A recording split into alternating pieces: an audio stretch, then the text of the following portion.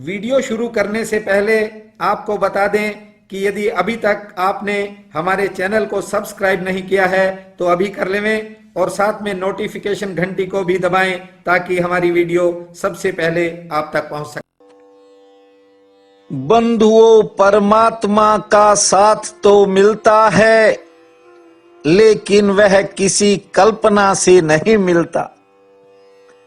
परमात्मा का साथ तब मिलता है जब आदमी की सब कल्पनाएं छूट जाती हैं, जब इंसान ठहर जाता है, इंसान का मन भटकना बंद कर देता है, सभी तरह की यात्राएं जब रुक जाती हैं, तत्क्षण परमात्मा का साथ मिल जाता है।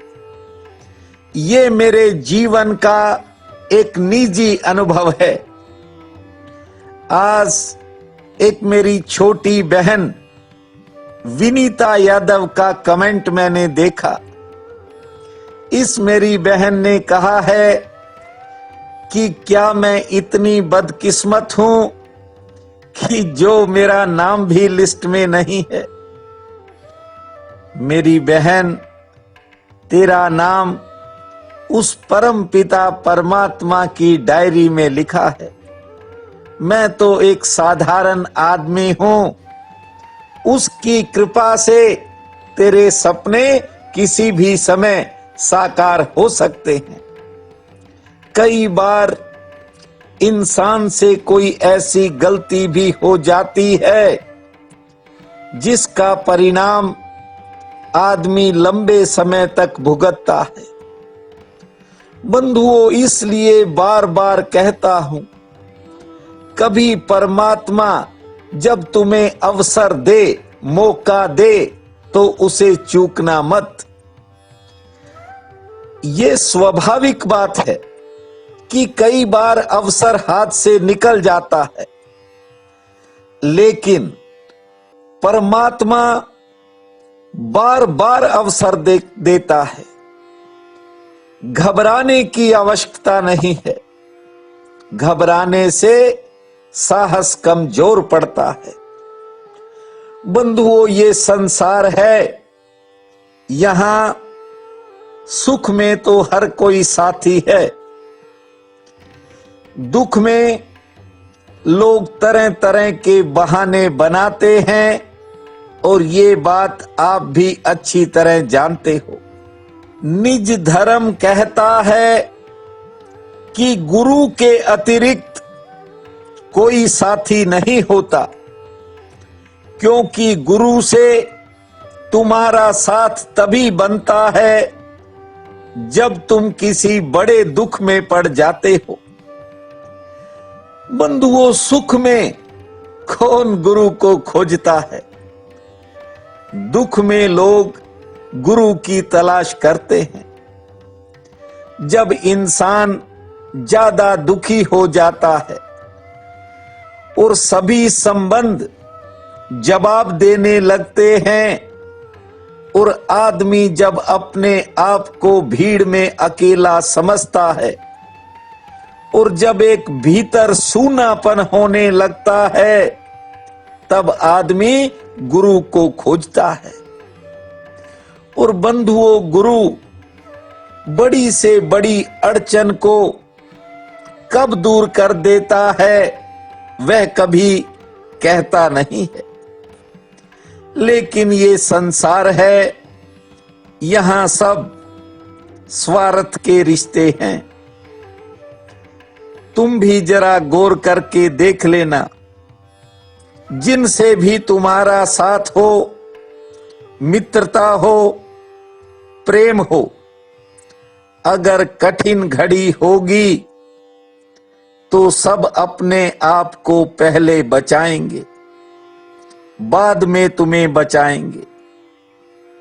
नहीं समझ में आई बात तो एक पुरानी कथा सुना देता हूं। बंधुओं, 3 मित्र थे, यात्रा पर निकले। यात्रा लंबी थी, इसलिए खाने पीने का सामान उन्होंने साथ ही बांध लिया और पानी की व्यवस्था भी उन्होंने कर रखी थी। उन्होंने सोचा यदि कहीं पानी न भी मिला तो इसी से काम चला लेंगे। सफर लंबा था, कई दिन चलते रहे, खाने पीने की वस्तुएं समाप्त हो गई और बंधुओं एक समय तो ऐसा आ गया जब केवल एक ही रोटी बची थी। रोटी भी नहीं, रोटी का एक टुकड़ा ही बचा था। उस टुकड़े को इसलिए बचा रखा था कि जब रहा ही न जाएगा तो इससे काम चला लेंगे। और पानी की 2-4 घूंटें ही बची थी। अभी मंजिल उन्हें दूर लगती थी, लेकिन चलते चलते जब तीनों थक गए तो एक जगह पर बैठे। तीनों कहने लगे कि इस रोटी के टुकड़े पर मेरा अधिकार है और ये जो पानी की घूंटें बची हैं इनके योग्य भी मैं ही हूं। तीनों एक ही बात, एक ही राग आलाप रहे। कारण ये है बंधुओं, हर कोई अपने आप को बचाना चाहता है। ये ही पूरी जिंदगी की कहानी है। तुम खुद ही सोचो, अगर ऐसा विकल्प आ जाए कि सारी दुनिया मिटे और तुम बच सकते हो, अगर सारी दुनिया को बचाना हो तो तुम्हें मिटना पड़ेगा। लेकिन भीतर कहेगा खुद को बचा लो, सारी दुनिया को मिटने दो। सारी दुनिया की कीमत पर भी आदमी अपने आप को बचाना चाहता है। निज धर्म कहता है कि यह आदमी की फितरत है। बंधुओं, इस दुनिया में जो भी सफल होते हैं, कामयाब होते हैं, या यूं कहूं कि जो भी मंजिल तक पहुंचते हैं, वे भी जिंदगी में बहुत बार चूकने के बाद ही पहुंचते हैं। और ये भी हो सकता है कि वे आपसे ज्यादा बार चूके हों। उन्होंने भी बहुत से सुनहरी अवसर गंवाए हों। यदि आपने हिम्मत और साहस को कायम रखा तो एक दिन पहुंचना हो सकता है। आप भी अपनी मंजिल तक पहुंच सकते हो। ये मैं नहीं कहता, ये निज धर्म कहता है। आपसे वायदा किया था कि भले ही मई का मासिक राशि फल का वीडियो अपलोड न करूं, लेकिन आपको निज धर्म के कुछ महत्वपूर्ण सूत्रों के बारे में जरूर बताऊंगा। बंधुओं, एक बात को याद रखो, जो निज धर्म के तीसरे सूत्र में महत्वपूर्ण बात है कि अपनी दिल और सोच को बड़ा रखो।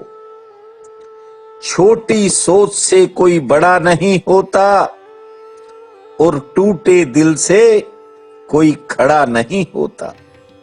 बंधुओं, न जाने जीवन में कैसे कैसे हालात देखे होंगे, किन किन परिस्थितियों से गुजरना पड़ा होगा, लेकिन कभी अपनी सोच के साथ कोई समझौता नहीं किया। उसे जिंदा रखने के लिए यदि सब कुछ लुटाना पड़ा तो लुटाया। इसलिए कहता हूं कि भीतर से जिंदा रहना सबसे जरूरी है। जो भीतर से मर जाएगा, फिर भले ही दुनिया कितनी भी वाह वाह करती रहे और कितने ही झंडे गड़ते रहें, लेकिन भीतर से यदि इंसान कमजोर पड़ गया तो कोई भी कामयाबी सार्थक नहीं हो सकती। मैं प्रतिदिन आपके चरणों में उपस्थित होता हूं और आप भी बड़े दिल और हृदय से आप हाजिर रहते हो। आपके द्वारा भेजी गई फूल और पत्तियां मेरे लिए परमात्मा के सबसे अद्भुत तोहफे होते हैं। इन दिनों आलोक मिश्रा और विभूति मिश्रा का काफी समय से कमेंट नहीं आया, कई बार उन्हें याद कर लेता हूं। बंधुओं, कौन कितने बजे उठता है ये मैं सब इस चैनल पर आपको देखता हूं।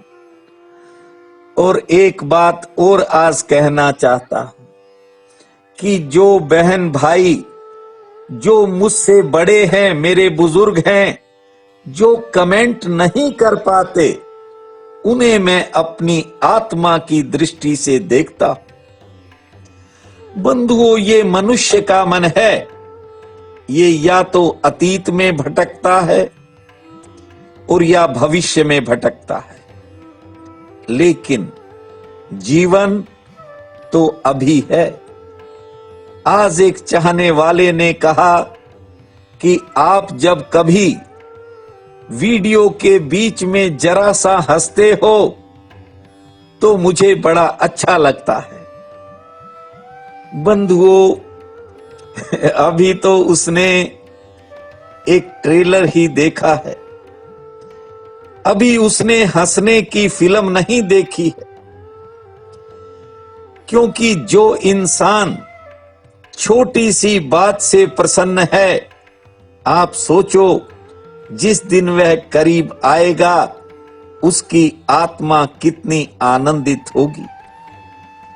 मैं कहता हूं कि ये जो वर्तमान का क्षण है, ये छोटा तो जरूर मालूम पड़ता है, लेकिन यदि आप वर्तमान के साथ जीना सीख गए तो ये समझिए कि परमात्मा के साथ जीना सीख गए।